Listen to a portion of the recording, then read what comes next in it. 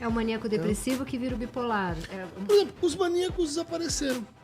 O 1801, Pinel escreveu um tratado chamado Tratado Médico Filosófico, onde o problema principal era a mania. Hoje, diagnóstico raro. Porque os maníacos estão gravando podcast de noite, vendendo nas agências de marketing, virando psicanalista, tentando o dia inteiro. Opa, tá tranquilo, queremos mais maníacos. Qual é a definição de maníaco? Aí, justamente, é uma definição que vai mudando conforme o tempo, né? Mas, em tese, é aquela pessoa que acelera, né? E ela acelera principalmente em torno de uma coisa, uma ideia, né? Daí a ideia de que eram monomaníacos. Entendi. Monomaníaco por jogo, monomaníaco por vida, monomaníaco por política, monomaníaco por carrinhos, né? Ou seja, a pessoa se fecha num determinado objeto e isso cria uma mania. Especialmente estudadas eram as manias furiosas. O cara tem mania de matar os outros. Porra! Mas aí é psicótico, né? Não necessariamente. Tava cheio de maníacos que eles chamavam, né, de furiosos por ocasião da Revolução Francesa. Entendi. Por isso que a gente associa nos filmes, né? Ele acha que é Napoleão, porque os caras, cada um achava que era Napoleão e cada um achava que era o sargento, o coronel, enfim, que estava sendo atacado. Tá, e uma parada que é pra gente descobrir o mais rápido possível, né? Se o cara tem mania de matar os outros. Ou mania de matar simbolicamente os outros. Mas daí você tá falando. Mas daí você tá falando de um maníaco do parque, você não tá falando do mania de. Mas tem manias mais brandas, né? Mania. Tem pinturas lindas sobre isso. Se o pessoal faz a etnografia, né? O Daumier, o Géricault, que ia nos manicômios e pintava assim, a louca do arrependimento, o louco do invejoso. Imaginando que tinha uma cara, que era a cara do maníaco do tipo A do tipo B, né? Que coisa. Bom, isso é o que você está dizendo é que essas definições, elas inclusive podem mudar ao longo do tempo, né? Elas não só mudam, como muda a coisa, né? Então, tem formas, né? Tem diagnósticos que você nunca mais vai ver, como o diagnóstico dos saltadores do Maine, que era uma região entre Canadá e Estados Unidos, onde tinha muitos lenhadores. E um dia vem uma companhia e, põe regra na coisa, agora vou ter que cortar desse jeito e tal. E daí surge a síndrome dos saltadores do Maine, que é quando eles levavam um susto, eles começavam a pular. E ninguém nunca entendeu por que exatamente isso acontecia. Foi diagnosticado, teve uma epidemia e, sumiu. Que coisa! Teve uma dessas no Maranhão, em 1700 na época da independência, em que você tinha o beriberi, né, que é uma doença orgânica que faz as pessoas ficarem fracas, né? Daí os portugueses foram lá, curaram todo mundo de beriberi e depois de um tempo apareceu uma população de pessoas com sintomas de beriberi sem beriberi. Tipo assim, um contágio, né? E daí foram estudar, isso tinha a ver com o fato de o Brasil ter sido tornado independente, eles se sentirem inseguros, e viram que quando aquelas pessoas sofriam daquele jeito, elas eram tratadas.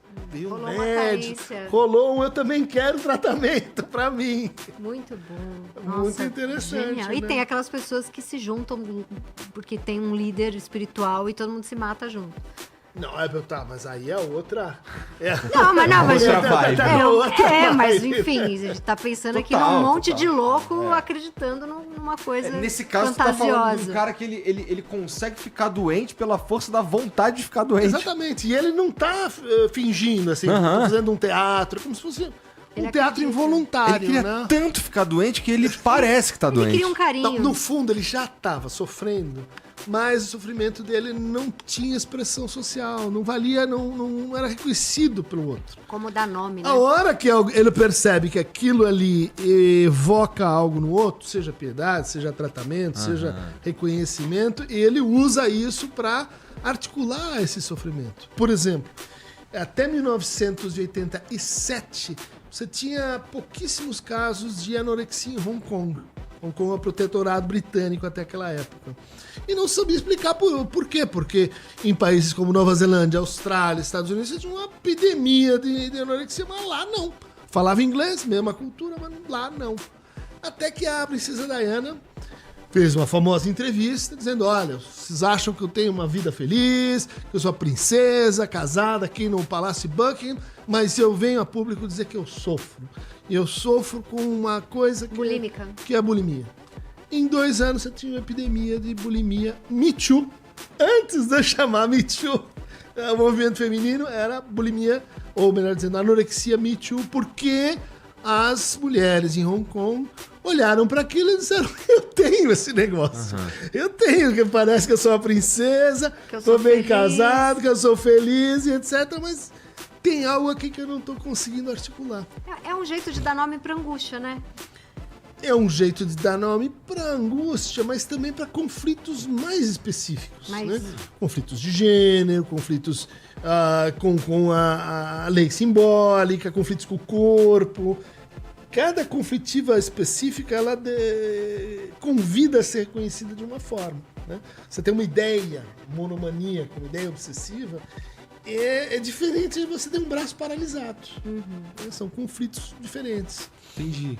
E assim, a gente tem se acentuado esse fenômeno ou não? Assim, a gente observa Qual deles? esse fenômeno das pessoas... Vamos lá, surge alguém falando de alguma coisa e, por exemplo, você é muito fã de alguém que falou alguma coisa e daí, por efeito da força das redes sociais, qualquer coisa assim, será que a gente tá tendo isso agora? Fascismo, né? Eu acho que sim, mas aí a gente tem que ter cuidado para não assim patologizar. Essa é uma questão Gostei. Mais ampla, né? Mas, por exemplo, já ouviu falar em furries? Já. Pessoas que acham que são animais. Tem ou os que Therians também. que mimetizam e começam a fazer transformações corporais na linha de se mimetizarem como animais. Você diz assim, obviamente aqui tem um sofrimento. Um sofrimento de inadequação assim. Agora, a resposta para me tornar um animal, ela vai depender de que tem alguém dizendo e oferecendo essa narrativa em algum lugar. Verdade. Ou o sujeito é muito criativo e ele é a referência para que os outros façam isso. O ser humano é complicado. Desde que a gente vai falar de coisas, né? Não é nem explicar como funciona, é mais a gente ficar pensando o que a gente tá fazendo. A gente chega à conclusão que, cara, a gente é complicado. Então tem umas ideias muito loucas e tenta resolver os nossos conflitos das formas mais criativas.